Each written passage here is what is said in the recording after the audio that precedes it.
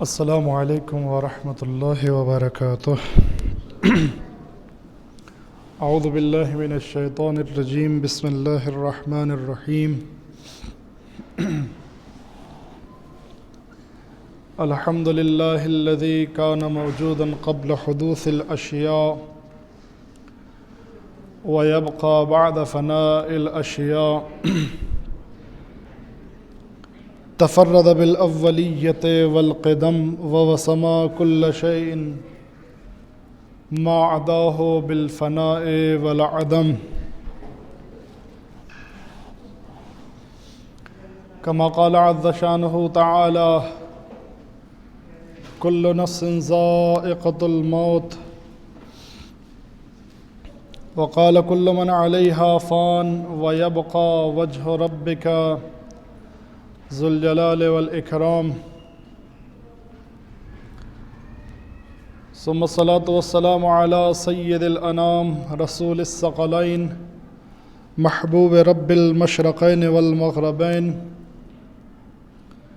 جد الحسن والحسين أبي القاسم مصطفى محمد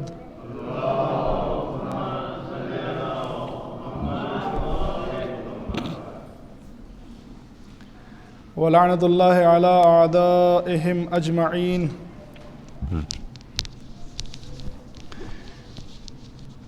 من يومنا هذا إلى قيام يوم الدين، أما بعد،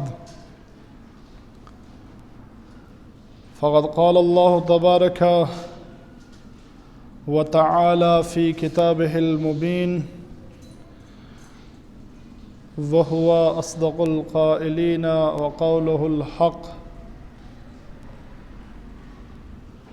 بسم الله الرحمن الرحيم، وإن تعدوا نعمة الله لا تحصوها، إلهي أنطقني بالهدى وألهمني التقوى، رب أدخلني مدخل صدق وأخرجني مخرج صدق واجعل لي من لدنك سلطانا نصيرا، رب يسر ولا تؤسر وتمم بالخير، صلوات محمد وعلى محمد، اللهم صل على۔ عزیزان محترم،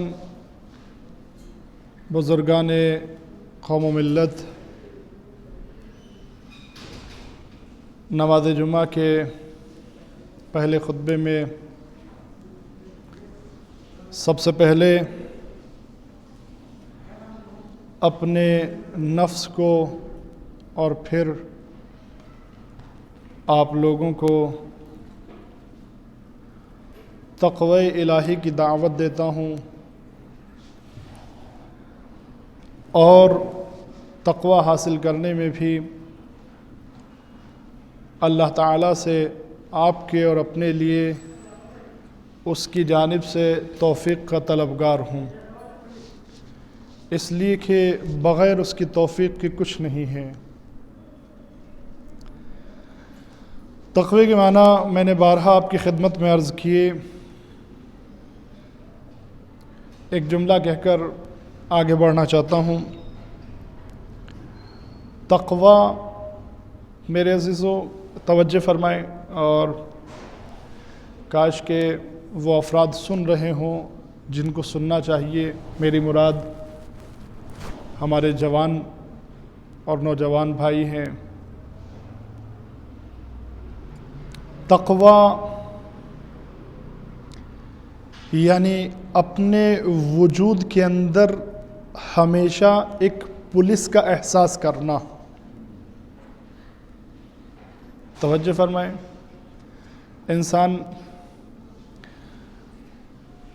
کوئی بھی وسیلہ، کوئی بھی گاڑی لے کر جا رہا ہے، اگر تیزی میں جا رہا ہے، اگر رونگ سائیڈ جا رہا ہے، اگر کسی اصول کی خلاف ورزی، کسی قانون کی خلاف ورزی کر رہا ہے، تو انسان اگر دور سے دیکھتا ہے کہ ٹریفک پولیس سامنے ہے تو پھر احتیاط کرتا ہے۔ तेज़ी से जा रहा है तो स्पीड कंट्रोल करता है, नो एंट्री पर जा रहा है तो साइड को चेंज कर देता है, गलत साइड पर जा रहा है तो कोशिश करता है कि जितनी जल्दी मुमकिन हो उतनी जल्दी जो है वो साइड को चेंज कर लिया जाए। ये क्यों अज़ीज़ान मोहतरम? इसलिए कि उसने ट्रैफिक पुलिस को देखा है। या इसी तरह से अगर दूसरी आम पुलिस हो तो वो जिन चीज़ों पर हमको टोक सकती है, कोशिश करते हैं कि उसके सामने उन कामों को अंजाम ना दें। ये ज़ाहिरी पुलिस है, ये एक करारदादी पुलिस है जो कभी हमारे सामने है और ज़िंदगी के अक्सर हिस्सों और औकात में ये हमारे सामने नहीं है। लेकिन अज़ीज़ान मोहतरम, तक़वा का मतलब ये है कि इंसान के वजूद के अंदर एक पुलिस मौजूद है। अब इंसान को देखना है कि इस पुलिस के लिए नो एंट्री क्या है, इस पुलिस के लिए रॉन्ग साइड क्या है, इस पुलिस के लिए कौन सी स्पीड बराबर है, कौन सी कम है, कौन सी ज़्यादा है, इस पुलिस के लिए कहाँ पर पार्किंग करना ठहरना गलत है। ये सारी चीज़ें इंसान को ख़ुद ब खुद देखना है। यानी अगर इस पुलिस का अपने वजूद के अंदर इंसान एहसास कर ले तो इंसान गोया तक़वा हासिल कर सकता है, तक़वा के तकाज़ों को पूरा कर सकता है। मेरे अज़ीज़ों, ये सिर्फ़ एक मिसाल नहीं है, ये एक मिसाल नहीं है। मैं अर्ज़ कर रहा हूँ इसलिए चूँकि हमने महसूस नहीं किया है, एहसास नहीं किया है, वगरना ये पुलिस हर वक्त हमारे साथ हमारे कांधों पर मौजूद है। एक नहीं दो मौजूद हैं जो हमारे कामों को देख रहे हैं, जो हमारे नामे अमल को लिख रहे हैं। आप देखें, अभी जो है अपने हिंदुस्तान में तो स्पीड तेज़ हुई तो ट्रैफिक पुलिस ने पकड़ लिया, या कोई और ख़िलाफ़ वर्जी की, पुलिस ने पकड़ लिया तो पकड़े गए, नहीं पकड़ा तो नहीं पकड़े गए, निकल गए। अलबत्ता बाज़ जगह पर जो है यहाँ पर भी अभी आखिर में अगर पुलिस ने आपको नहीं भी देखा है तो आपका जरीमा जो है वो रजिस्टर हो गया है, फ़ाइन आपको भरना है, इसलिए कि कैमरे ने उसको रिकॉर्ड कर लिया है। लेकिन अभी अपने यहाँ हिंदुस्तान में ये चीज़ जो है आम नहीं है, बहुत मखसूस जगहों पर ऐसा है। लेकिन अदर कंट्रीज़ में आप जाकर देखें, वहाँ पर पुलिस है या नहीं है ये फ़र्क नहीं पड़ता है। गाड़ी ने जैसे ही रेड लाइट को क्रॉस किया, फ़ाइन लग गया। गाड़ी अगर तेज़ स्पीड से जा रही है, जो स्पीड अलाउ नहीं है, 140 अलाउ है, लेकिन 160 पर जा रही है, जगह जगह पर कैमरे लगे होते हैं। लेकिन इससे पहले कि ड्राइवर कैमरे को देखे और कैमरे को देखने के बाद स्पीड को कम करे, उससे पहले कैमरा जो है वो तस्वीर ले चुका है और कंप्यूटर ने फ़ाइन लगा दिया है। तवज्जो फरमाएं। अब वहाँ पर जो है वो पुलिस की जिम्मेदारी नहीं है कि वो हर फ़ाइन के बाद आपको आकर बताए कि आपने जो है वो रूल तोड़ा है और इसका फ़ाइन आपको देना है। नहीं, वहाँ पर खुद गाड़ी के मालिक की जिम्मेदारी होती है कि वो हर कुछ वक्त के बाद चेक करता रहे कि मेरी गाड़ी पर कोई फ़ाइन तो नहीं लगा है। यहाँ तक कि जब गाड़ी को ख़रीदा जाता है, एक दूसरे से कोई सेकंड हैंड गाड़ी को ख़रीदते हैं तो पहले दफ्तर में जाते हैं और जाने के बाद चेक करते हैं कि इस पर कोई जरीमा, कोई फ़ाइन तो नहीं है, इस पर कहीं से ने कोई रूल तोड़ा हो। ये सारी चीज़ें बहुत आम है। और अगर कोई इंसान अपने फ़ाइन को नहीं भरता है, देर करता है, तो फिर उसके ऊपर पेनल्टी लगती है। लिहाजा इज़ान मोहतरम, इन फरिश्तों का हाल भी ऐसे ही समझें। अगर ये बता नहीं रहे हैं तो इसका मतलब ये नहीं कि फ़ाइन नहीं लग रहा है, इसका मतलब ये नहीं है। नहीं, मुझे अपनी ज़िंदगी में झांक कर देखना है, मैंने कुछ गुनाह तो नहीं किया है, मैंने कुछ गलत तो नहीं किया है। इसलिए कि जब ये बताएंगे उस वक्त वापसी का वक्त नहीं है, सिर्फ हसरत है, हसरत है। लिहाजा मुझे चेक करना है कि मैंने कुछ गलत तो नहीं किया है, मुझे चेक करना है मेरे अज़ीज़ों। एक सलात पढ़े मोहम्मद आले मोहम्मद पर।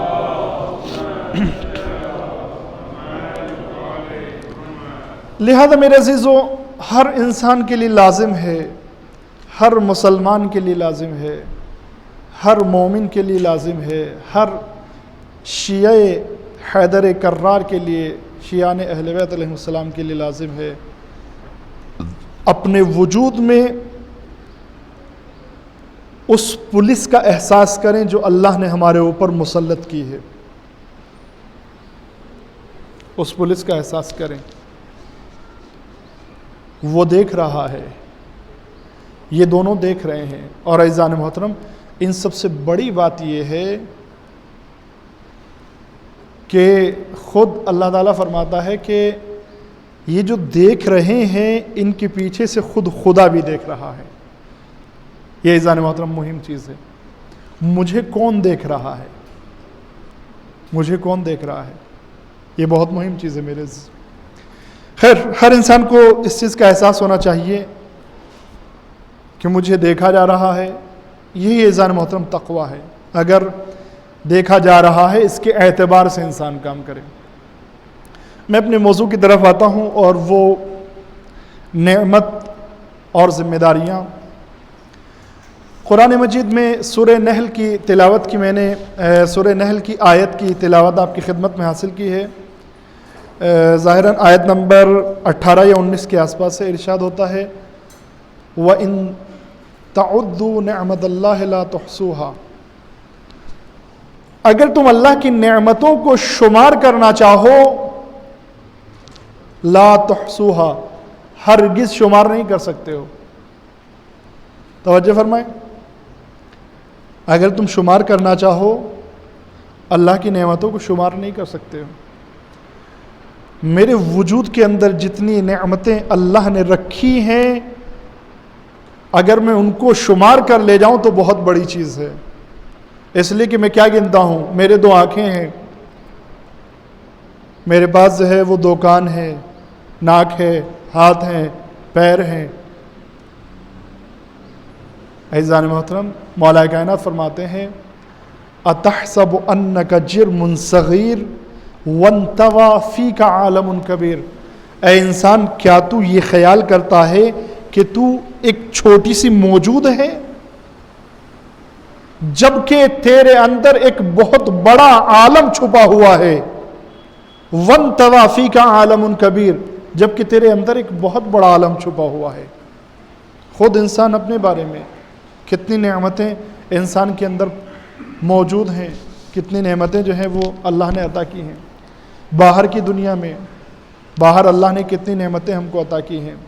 یہی سورہ نحل جس کی میں آپ کی خدمت میں بات کر رہا ہوں اور جس کی آیت پڑھی ہے، اگر آیت نمبر 3 سے آیت نمبر 15 تک آپ اٹھا کر دیکھیں، آیت نمبر 3 سے 15 تک، انہی 12 آیتوں میں اللہ تعالیٰ نے تقریباً 50 نعمتوں کا ذکر کیا ہے۔ اٹھا کر دیکھیں کبھی، 50 نعمتوں کا ذکر کیا ہے۔ جانور ہے، لباس ہے، کھیتی ہے، پھل ہیں، سبزیاں ہیں، ان کے فائدے ہیں، دریا ہے، ان ساری نعمتوں کا ذکر کیا ہے۔ پانی ہے، تقریباً 50 نعمتوں کا ذکر میں دیکھ رہا تھا، پڑھ رہا تھا، اور وہاں پر ذمہ داریاں جو بتائی ہیں وہ 2 ہیں۔ توجہ فرمائیں، مسلسل 50 نعمتوں کا ذکر کرنے کے بعد، تقریباً 50 نعمتوں کے ذکر کے بعد 2 ذمہ داریاں بتائیں۔ نمبر 1 لعلکم تشکرون، شاید تم شکر گزار ہو جاؤ۔ نمبر 2 لعلکم تہتدون، شاید تم سیدھے راستے پر چلنے لگو۔ اللہ اکبر۔ عزیزان محترم 50 نعمتوں کا ذکر کرنے کے بعد 2 مطالبے، اب سے زیادہ اور کیا ہو سکتا ہے میرے عزیزو؟ اگر میں کسی پر ایک احسان کروں تو میری امید اور انتظار یہ رہتا ہے کہ یہ مجھ پر 2 احسان کرے، میرے ساتھ 2 نیکیاں کرے، اس سے زیادہ بڑھا کر مجھے دے۔ اللہ نے 50 نعمتوں کا تقریباً وہاں پر ذکر کیا۔ 2 ذمہ داریاں، نمبر 1 شکر کرو، نمبر 2 سیدھے راستے پر چلتے رہو۔ عزیزان محترم اس کو سمجھنا ہوگا، نعمت اور ذمہ داریوں کو سمجھنا ہوگا، ان کا ریلیشن ہے، آپس میں تعلق ہے۔ میں ایک عظیم سورہ آپ کی خدمت میں پیش کرنا چاہتا ہوں جو مکمل ایک سرنامہ حیات ہے انسان کے لیے. پہلے مرتبے میں یہ سورہ جو ہے پیغمبر کے لیے ہے، پیغمبر سے خطاب ہے. لیکن عزیزان محترم یہ سب کے لیے ہے، اس لیے کہ قرآن سب کے لیے ہے. جب جہاں پر منطبق ہو جائے، جب جس کے لیے صحیح ہو جائے، اس لیے کہ قرآن قیامت تک کے لیے ہے. سورہ ضحیٰ میرے عزیزو اٹھا کر دیکھیں اور ذمہ داریوں کو سمجھیں. میں نے عرض کیا تھا جس طرح کی نعمتیں ہیں اسی طرح کی ذمہ داریاں ہیں. توجہ فرمائیں. ایک جملہ اور آپ کی خدمت میں عرض کر دوں، اللہ کی نعمتیں بھی ضرورتوں کے اعتبار سے ہیں، ضرورتوں کے اعتبار سے نعمتیں ہیں میرے عزیزو. جس طرح کی جس زمانے میں جہاں پر ضرورت ہے اس طرح کی وہاں پر اللہ تعالیٰ نے نعمتیں عطا فرمائی ہیں. یعنی ہر چیز کا علاج ہے. آپ توجہ فرمائیں. آج اگر دنیا پریشان ہے اپنی کوتاہیوں کی وجہ سے، اپنی کمی کی وجہ سے، اپنی کم علمی کی وجہ سے، اپنی لا علمی کی وجہ سے، وگرنہ جو ہے جس طریقے سے بیماریاں سامنے آتی رہیں اسی طریقے سے بیماریوں کے علاج سامنے آتے رہے. اور اللہ نے جو ہے انہی نباتات، پھلوں اور ان چیزوں میں جو ہے وہ ان کے علاج کو رکھا ہے. یعنی آپ ایسے سمجھیں کہ بیماری سے پہلے اللہ نے علاج رکھا ہے. یہ الگ بات ہے کہ ہم ڈھونڈ نہیں پائے ہیں. اور دوسری چیز، جبکہ یہ بیماریاں بھی شاید ہماری ہی وجہ سے ہیں، ہماری کوتاہیوں کی وجہ سے، ہماری غلطیوں کی وجہ سے، شاید یہ بیماریاں بھی اس وجہ سے ہوں، لیکن علاج اس کی طرف سے ہے. اس کی نعمتیں جو ہیں وہ وقت کے اعتبار سے، زمانے کے اعتبار سے، ضرورت کے اعتبار سے ہیں. ایک چیز. اور دوسری چیز یہ کہ جس طرح کی اس نے نعمت دی ہے ویسی ہی ذمہ داری ادا کی ہے. آپ ملاحظہ فرمائیں. بسم اللہ الرحمن الرحیم. والضحى واللیل اذا سجا. دن کے ابتدائی حصے کے اجالے کی قسم، واللیل اذا سجا، اور رات کی قسم جب وہ تمہیں آرام دینے لگے. توجہ فرمائیں میرے عزیزو. رات کی قسم جب وہ تمہیں آرام دینے لگے. یعنی یہی اندھیرا جو رات میں ہوتا ہے انسان کے سکون کا باعث ہے میرے عزیزو، انسان کے سکون کا باعث ہے. یہ خود ایک نعمت ہے. اس کے بعد ارشاد ہوتا ہے ما ودعک ربک وما قلی. ارشاد پیغمبر سے ہے، لیکن اگر اس طرح کے حالات ہمارے ساتھ بھی پیش آئیں تو میں بھی مخاطب ہو سکتا ہوں. ما ودعک، میرے حبیب اللہ نے تمہیں چھوڑا نہیں ہے، وما قلی، اور وہ نہ تم سے ناراض ہے. بیک گراؤنڈ کیا ہے، پس زمینہ کیا ہے؟ پیغمبر پر کچھ وحی نازل ہوئی اور اس کے بعد وحی کا سلسلہ رک گیا، وحی آنا بند ہو گئی. جب وحی آنا بند ہو گئی، توجہ فرمائے میرے عزیزو، یہاں پر نقطہ ہے، ظرافتیں ہیں میرے عزیزو. انسان اگر ظرافتوں کی طرف غور کرے، اگر ظرافتوں اور باریکیوں کی طرف غور کرے تو بہترین نتائج نکل کر آتے ہیں. یہ آیت نازل کیوں ہوئی؟ ما ودعک ربک وما قلی. میرے حبیب نہ تو تمہیں تمہارے پروردگار نے چھوڑا ہے اور نہ وہ تم سے ناراض ہے. یہ آیتیں کیوں؟ اس لیے کہ پیغمبر پر وحی آنے کے بعد کچھ وقت تک وحی کا سلسلہ رک گیا، اب وحی نہیں آتی ہے. توجہ فرمائیں، اب وحی نہیں آتی ہے. جب وحی آنا بند ہو گئی، اب جو ہے پیغمبر کوئی پیغام نہیں سناتے ہیں آسمانی، کوئی وحی نہیں بتاتے ہیں لوگوں کے درمیان. جب نہیں بتاتے ہیں تو کفار اور مشرکین آ کر کہتے ہیں محمد کیا ہوا، تمہارے اللہ نے تم کو بھلا دیا، تمہارے پروردگار نے تم کو چھوڑ دیا، تمہارا پروردگار تم سے ناراض ہو گیا، اب کوئی وحی نازل نہیں ہو رہی ہے تم پر. جبکہ عزیزان محترم ان کفار اور مشرکین کی اسی بات میں بھی تضاد تھا، ٹکراؤ تھا. اس لیے کہ ایک جگہ تو تم یہ کہہ رہے ہو کہ کوئی پروردگار نہیں ہے جس کو تم باتیں کر رہے ہو، کوئی وحی نہیں نازل ہو رہی ہے، اور دوسری طرف اب جب کچھ دن تک وحی نہیں آئی ہے تو تم اگر محمد سے کہتے ہو کہ کیا ہوا، تمہارے پروردگار نے تم کو چھوڑ دیا. یعنی حقیقتاً تم بھی قبول کر رہے ہو کہ ہے، لیکن تمہاری جو انا ہے، تمہاری جو ضد ہے، اس کے سامنے تم اس کو قبول کرنے کے لیے تیار نہیں ہو۔ اللہ نے کہا ما ودعک، ہم نے چھوڑا نہیں تم کو، ربک وما قلی وللآخرۃ خیر لک من الاولی، اور آخرت تمہارے لیے دنیا سے بہتر ہے۔ یا اس طرح بھی ترجمہ کر سکتے ہیں کہ انجام، آخر کار تمہارے لیے آغاز سے بہتر ہے۔ آغاز میں پریشانیاں ہیں، آغاز میں مشکلات ہیں، لیکن انجام بہتر ہے۔ لہذا جان محترم، اگر کبھی ہمارے ساتھ پریشانیاں آ جائیں، اگر کبھی ہمارے ساتھ مشکلات آ جائیں، تو یہ نہیں سوچنا ہے کہ میرے پروردگار نے مجھے چھوڑ دیا ہے، نہیں، شاید یہ آغاز ہے جس کا انجام اس سے بہتر ہے۔ توجہ فرمائیں۔ اور اس کے بعد اللہ کا وعدہ ہے وَلَسَوْفَ يُعْطِيكَ رَبُّكَ فَتَرْضَىٰ، ان قریب اللہ تمہیں ایسی چیز، ایسی نعمت عطا کرے گا کہ تم خوش ہو جاؤ گے۔ لہذا سختیوں کے بعد نعمتیں ہیں۔ قرآن مجید کو آپ اٹھا کر دیکھیں، بارہا قرآن نے یہ اعلان کیا ہے فَإِنَّ مَعَ الْعُسْرِ يُسْرًا، إِنَّ مَعَ الْعُسْرِ يُسْرًا، سختیوں کے ساتھ آسانیاں ہیں، سختیوں کے ساتھ آسانیاں ہیں، مشکلات کے ساتھ آسانیاں ہیں۔ اور میرے عزیزو، قرآن مجید کی لطافت دیکھیں، قرآن مجید میں لفظ عسر یعنی پریشانی 10 مرتبہ استعمال ہوا ہے، لیکن لفظ یسر یعنی آسانی 30 مرتبہ استعمال ہوا ہے۔ یعنی اگر تم نے 10 پریشانیاں اٹھائی ہیں تو امید رکھو انشاءاللہ 30 آسانیاں تم کو ملیں گی، 30 نعمتیں تمہارے حوالے کی جائیں گی انشاءاللہ۔ اگر پریشانی ہوتی ہے، مشکلات آتی ہیں، گھبرانا نہیں ہے، ڈرنا نہیں ہے۔ وَلَسَوْفَ يُعْطِيكَ رَبُّكَ فَتَرْضَىٰ، تمہارا پروردگار تم کو عطا کرے گا۔ اب سوال کرتے ہیں الم یجد کا یتیمن فآوا، جب تم یتیم تھے تو تم کو پناہ نہیں دی؟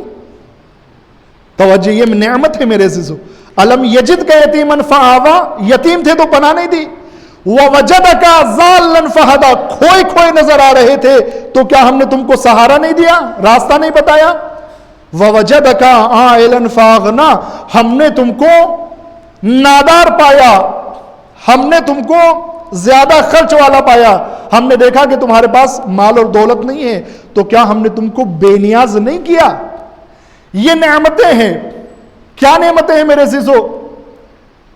یتیم پایا تو پناہ دی، کھویا ہوا پایا تو راستہ دکھایا، اور جب ہم نے تم کو پایا کہ تم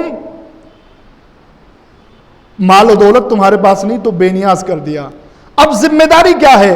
فَأَمَّا الْيَتِيمَ فَلَا تَقْهَرْ، جب میں نے تجھے یتیمی میں پناہ دی، اب تیرے پاس بھی اگر یتیم آ جائے تو اس پر قہر نہیں کرنا، اس پر غصہ نہیں کرنا، اس کے ساتھ نرمی سے پیش آنا، اس کی کفالت کرنا، اس کا خیال رکھنا، دیکھنا تیرے درمیان، تمہارے درمیان کوئی یتیم نہ ہو، اس کو سہارے کی ضرورت ہے تو سہارا دو، آگے بڑھو، میدان میں آؤ۔ وَأَمَّا السَّائِلَ فَلَا تَنْهَرْ، اور اگر کوئی سوال کرنے والا آ جائے اس کو جھڑکنا نہیں، اگر دے نہیں سکتے ہو تو کم سے کم ذلیل نہ کرنا۔ وَأَمَّا بِنِعْمَةِ رَبِّكَ فَحَدِّثْ، اور ایک ذمہ داری تمہاری یہ ہے کہ اللہ کی نعمتوں کو چھپا کر اور دبا کر نہیں رکھنا، بلکہ اللہ کی نعمتوں کا ذکر کرتے رہنا۔ یہ عزیزان محترم نعمتیں ہیں۔ یتیمی میں سہارا دیا، پناہ دی، ضرورت مند پایا تو دولت دی، اور کھویا ہوا پایا تو راستہ دکھایا۔ تو اب ذمہ داری یہ ہے، یتیمی میں پناہ دی تو تم بھی یتیم کو پناہ دینا، تمہاری مدد کی تو تم بھی مدد کرنا، اور ہماری نعمتوں کو چھپا کر نہیں رکھنا۔ عزیزان محترم، یہ ایک پورا چیپٹر ہے قرآن مجید میں، بہت طوالت اور تفصیل کے ساتھ نعمتیں اور ذمہ داریاں۔ ہماری ذمہ داری ہے کہ ہم غور کریں، صرف نعمتوں کو لے کر ان سے لذتیں اٹھانا یہ انسانیت نہیں ہے، یہ تو حیوان بھی کرتا ہے۔ کمال انسانیت یہ ہے نعمتوں کے استعمال سے پہلے ان کے مطابق ذمہ داریاں کیا ہوتی ہیں ان کو سمجھے، اور ان کو سمجھ کر ان کو ادا کرنے کی کوشش کرے۔ بسم اللہ الرحمن الرحیم۔ والعصر ان الانسان لفی خسر الا الذین آمنوا وعملوا الصالحات وتواصوا بالحق وتواصوا بالصبر۔ اللہم صل علی محمد وآل محمد۔ اللہم صل علی محمد وآل محمد۔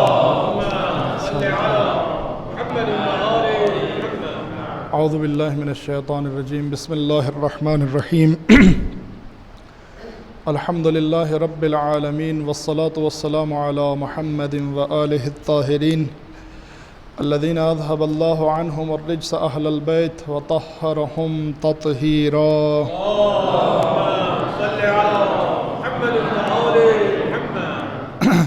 ولعنۃ اللہ علی اعدائہم اجمعین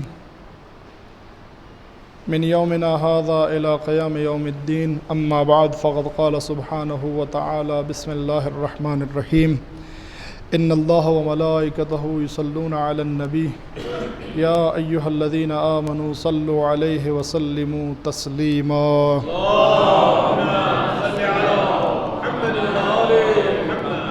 اللهم صل وسلم على سيد الأنبياء والمرسلين محمد المصطفى صلى الله عليه وآله وسلم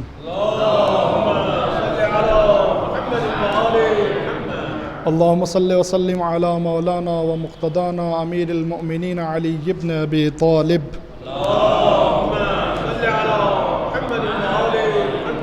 اللهم صل وسلم وزد وبارك على بنت نبيك وبزعة رسولك سيدة فاطمة سيدة نساء العالمين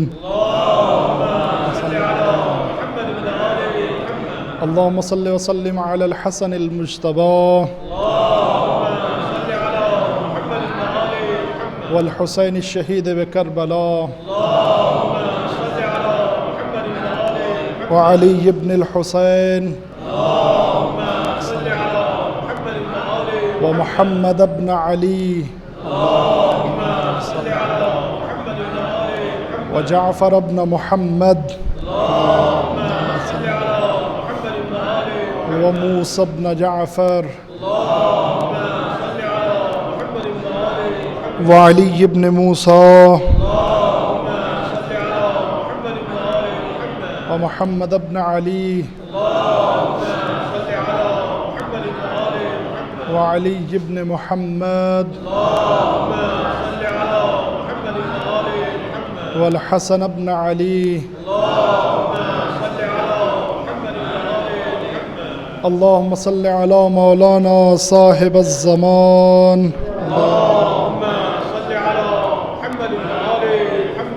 اللهم عجل فرجه وسهل مخرجه واحشرنا واجعلنا من انصاره وأعوانه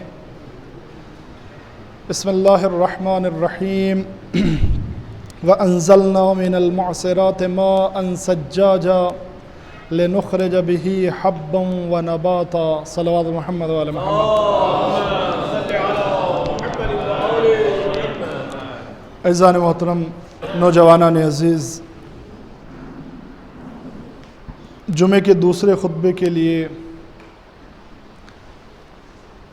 سورہ نبا کی دو آیتوں کو میں نے آپ کی خدمت میں پڑھا ہے۔ ارشاد ہوتا ہے بسم اللہ الرحمن الرحیم وَأَنزَلْنَا مِنَ الْمُعْصِرَاتِ مَاءً ثَجَّاجًا، اور ہم نے بادلوں سے موسلدھار پانی نازل کیا، لِنُخْرِجَ بِهِ حَبًّا وَنَبَاتًا، تاکہ ہم اس کے ذریعے سے زمین سے دانہ اگا سکیں، گھاس اگا سکیں، درخت اگا سکیں، وَجَنَّاتٍ الْفَافًا، اور گھنے گھنے باغات اگا سکیں۔ عزیزان محترم، یہ اللہ کا کرم ہے کہ اس نے انسان کی خلقت سے پہلے انسان کے لیے کھانے کا انتظام کیا، غذا کا انتظام کیا۔ ابتدائی خلقت میں اس کے دوسرے معنی تھے، لیکن آج کی خلقت میں اگر دیکھیں تو اس زاویے سے بھی دیکھ سکتے ہیں کہ اس سے پہلے کہ بچہ اس دنیا میں آئے، اللہ تعالیٰ اس کے لیے غذا کو فراہم کر دیتا ہے، اس کی ماں کے سینے میں دودھ کی شکل میں اس کی غذا کو بھیج دیتا ہے۔ اگر آیت میں غور کریں. البتہ یہ ایک نہیں، متعدد آیات ہیں. سورہ واقعہ کو اٹھا کر دیکھیں یا دوسرے سوروں کو اٹھا کر دیکھیں جہاں پر اللہ تعالیٰ نے زمین اور زمین سے اگنے والی چیزوں کا ذکر کیا ہے. اگر میں آپ کی خدمت میں عرض کروں تو ابتدائی زمانوں میں جو اصلی پیشے ہوا کرتے تھے وہ دو تھے، اور اتفاقاً دونوں کی بازگشت جو ہے وہ ایک ہی طرف ہے. دونوں ایک ہی طرف پلٹتے ہیں، ایک دوسرے سے ریلیٹڈ ہیں.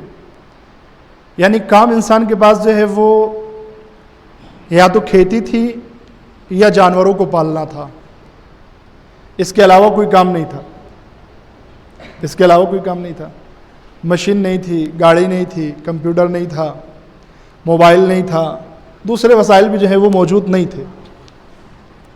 لہذا کھانا بھی اسی کے ذریعے سے ہے، پینا بھی اسی کے ذریعے سے ہے، لباس بھی اسی کے ذریعے سے فراہم کرنا ہے، برتن بھی اسی کے ذریعے سے بنانا ہے. جو بھی کچھ کرنا ہے یا تو کھیتی کے ذریعے یا جانوروں کی پرورش کر کے ان کے ذریعے. اس کے علاوہ کوئی کام نہیں تھا. اور اگر حقیقی معنی میں انسان کی جو پہلی ضرورتیں ہیں، جو بنیادی ضرورتیں ہیں، ان کا ذکر کروں تو وہ بھی انہی سے وابستہ ہیں. انسان کی جو بنیادی ضرورتیں، حیاتی ضرورتیں جو ہیں، بنیادی ضرورتیں جو ہیں، وہ بنیادی ضرورتیں کھانا، لباس اور رہنے کے لیے جگہ. توجہ فرمائیں. موبائل بنیادی ضرورت نہیں ہے، زمانے کی ضرورت ہے. کمپیوٹر، لیپ ٹاپ یہ بنیادی ضرورت نہیں ہے، زمانے کی ضرورت ہے.